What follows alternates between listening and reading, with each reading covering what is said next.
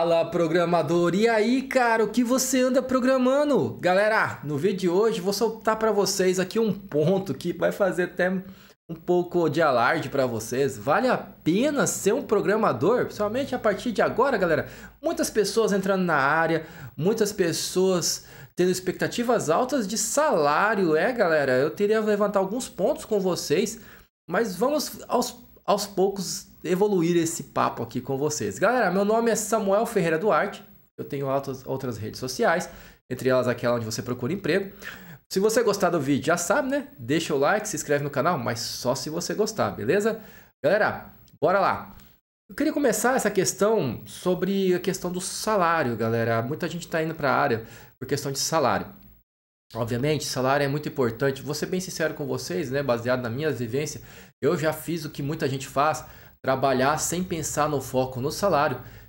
Cometi os meus acertos e também muitos erros com isso, porque você tem os motivos, existe os poréns, e eu vou dizer isso para vocês, vou explicar isso para vocês, vocês vão entender, tá? Porque a gente se coloca em algumas situações, todos nós seres humanos, em algum momento da nossa vida, onde a gente finge uma certa situação, mas não é bem verdade o que a gente está pensando. A gente age de um jeito, mas no fundo, existe um motivo maior ali. O que eu quero dizer para vocês, muitas vezes vocês se vendem barato e vai parecer que você está querendo puxar o lado da empresa. E aí, mas na verdade a gente está querendo fazer isso porque a gente se sente que não, com medo de perder o emprego. A gente acaba aceitando algumas situações que ninguém deveria aceitar. Né? Do tipo assim, tá bom para mim, eu consigo pagar minhas contas e isso aí tá ok, mas se o mercado tá lá falando que paga, vamos colocar aqui 5 patacas e você tá ganhando 2 patacas, então você tá se vendendo por 2 e deveria ser 5. Então, só como exemplo aqui de teoria, né?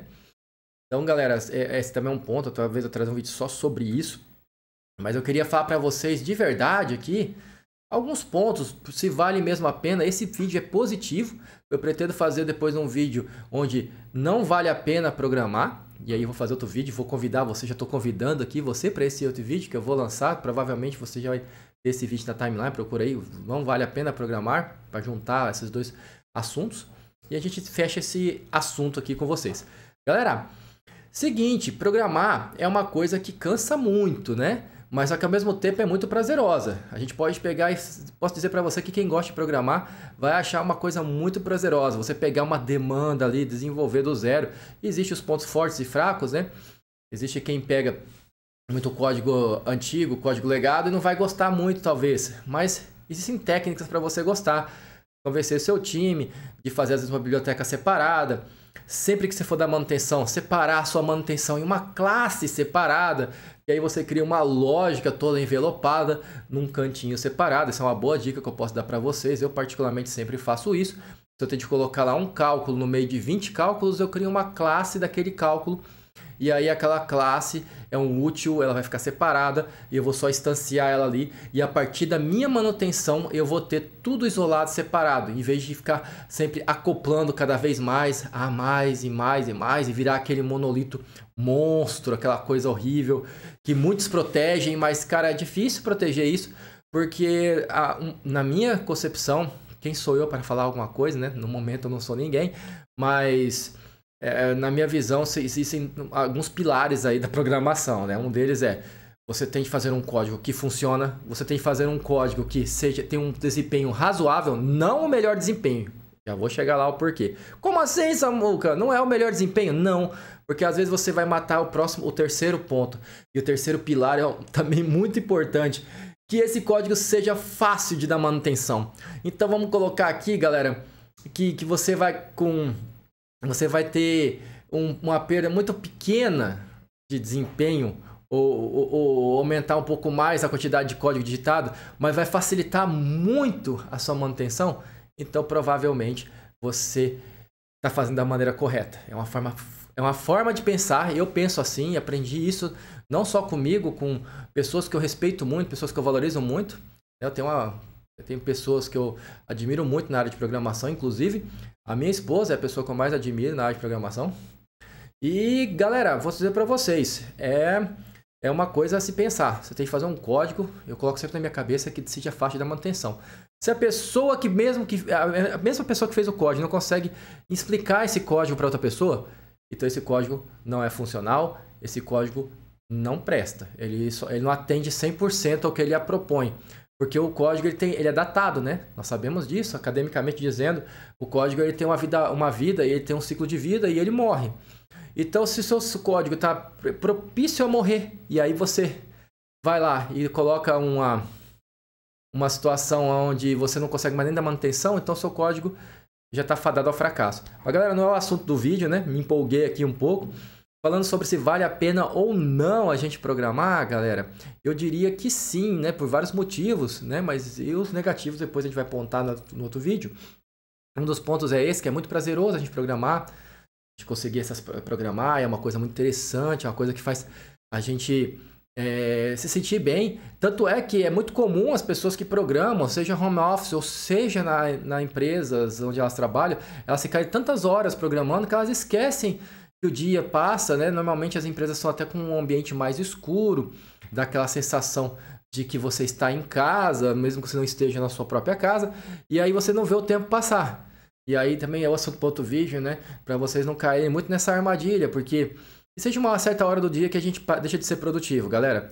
Salvo raríssimos momentos onde a gente está programando, onde a gente está empolgado em ambientes que te proporcionam liberdade criativa e liberdade de você poder fazer um DevOps, de você poder acessar um banco, você vai sempre ser improdutivo a partir de X horas de trabalho. Inclusive em empresas muito burocráticas, por exemplo, bancos, onde você perde a senha do seu banco de dados, tem que pedir para terceiros e quartos para acessos, e isso vai te transformando em um acúmulo de desgaste, também é assunto para outro vídeo, né? Isso aí mais uma crítica, às vezes, né? Em alguns processos que a gente vê em algumas empresas. Enfim, galera, você tem de ter limites, né? Então eu diria, é prazeroso programar, o ato de programar é prazeroso. Também é prazeroso, então, talvez não seja para todo mundo, o ato de você pegar e desenhar, de você pegar e arquitetar. Eu particularmente adoro essa parte de desenhar, idealizar, fazer toda a junção do projeto. Eu gosto muito da questão da gestão do projeto, porque eu sou um cara bem detalhista. Eu acho legal poder achar os pontos fracos e melhorar, porque eu acho legal ver o resultado final, uma perfeição sem igual. Isso para mim é uma coisa muito legal. Lógico, dentro do possível, dentro do aceitável e sem matar ninguém no processo. Galera, quando eu digo perfeição, eu não estou dizendo o código mais perfeito, mas eu estou dizendo a harmonia entre todas as forças mais perfeitas, né? Inclusive a realização do próprio desenvolvedor e da equipe. Isso também é muito importante porque a equipe não faz apenas um código. Ok, galera? Então esse é o ponto, galera. Eu acredito que é prazeroso programar. Questão salarial, galera, vai depender muito. Vai depender de qual grau que você está ou qual é a sua expectativa. Eu vejo que pessoas da área da saúde, elas começam ganhando o dobro ou o triplo de um júnior, né? As pessoas da área da saúde.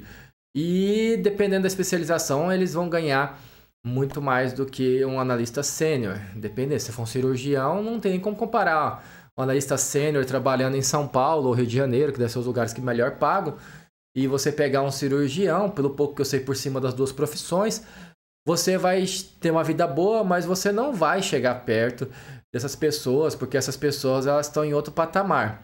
Não pense que você vai virar analista e que você vai ficar rico e você vai comprar um carro 0 km, um SUV todo ano, a cada 2, 3 anos.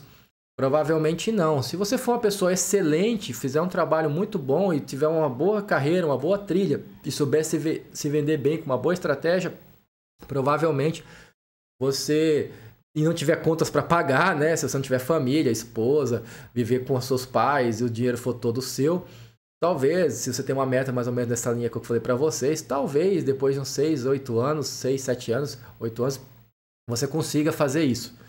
Mas não pensem em riqueza, galera, porque não é o caso. Lógico, existem fatos e fatos. Eu vejo isso, galera, porque é outra coisa, que outro ponto, né? Outra crítica que eu vejo, e é uma coisa que eu critico, e é um dos motivos de eu fazer esse canal, é que as pessoas entram na área só pensando em dinheiro. Eu vejo muito isso. Por exemplo, eu já vi, não posso ser antiético, eu já vi em reuniões onde trabalhei, e assim, quando vai ter uma reunião de PLR, né, de desempenho financeiro, trava, o Teams trava, todo mundo entra, aquela coisa, aquela avalanche.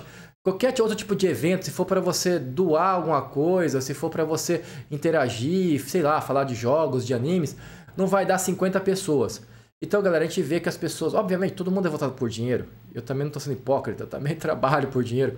Mas, galera, a gente tem que ter um pouco de ponderação. Nem pode ser muito benevolente, né? A gente não pode... Tô tirando o foco do vídeo, mas faz sentido aqui pro vídeo, que eu falei para vocês, não podem trabalhar só pensando em dar resultado e não preocupar com o salário e achar que um dia vai vir o resultado. Eu tenho uma história para contar para vocês isso em outro vídeo, que o Samuca ficou 8 anos em uma empresa onde de fato não foi muito bem valorizado, né? Eu poderia ter saído de lá vice-diretor, na minha visão, e eu saí de lá, paguei multa, ainda paguei para sair depois de 8 anos. Então, assunto para a gente falar sobre CLT, se CLT é seguro, se você realmente... Muitos assuntos que a gente pode falar aqui, galera, muitas coisas que a gente pode conversar nesse canal.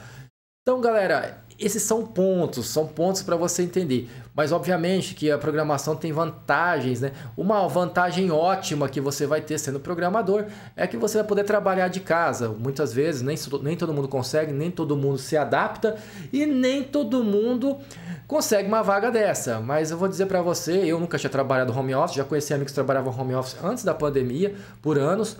E eu via, na minha visão, algumas desvantagens e via outras vantagens, mas só como telespectador. E hoje eu posso falar com convicção, porque eu trabalho já há 2, 3 anos aqui, home office, na minha casa, nesse ambiente onde vocês veem os vídeos aqui, eu trabalho exatamente aqui. E galera, aqui do lado fica a minha esposa aqui, estamos no escritório separado, climatizado, fechado. Então eu posso dizer para vocês, é legal, é mais pontos positivos do que negativos, sem citar muitos pontos. A gente não pega trânsito. Outro dia mesmo eu fui pegar trânsito, galera, e eu vi como é estressante pegar o trânsito das 7 para as 8, que eu lembrei, né? Fazia tempo que eu não fazia isso. Pessoas dando fechadas estúpidas à toa, pessoas quase sofrendo acidentes por aquele nervosismo de bater o ponto. Também, na minha opinião, não faz sentido. Desculpa, gente, o mundo funcionar desse jeito, né? Principalmente o mundo de escritório podia muito bem entrar às 9 e outros entrar às 9h30. Podia ser muito bem controlado, isso até por setores. Hoje em dia a gente consegue fazer muito bem isso, né? Fazer o controle até por placas, reconhecimento por câmeras e outras coisas para controlar o trânsito. Eu acho que é uma maneira inteligente e, enfim, você mudar os horários aí de cada pessoa ali para conseguir fazer isso. Mas, galera, quem sou eu, né? A gente tem que ver, quem faz isso é a prefeitura, né? Então, galera, eu dizer para vocês, realmente ser programador é uma coisa interessante, programador, analista.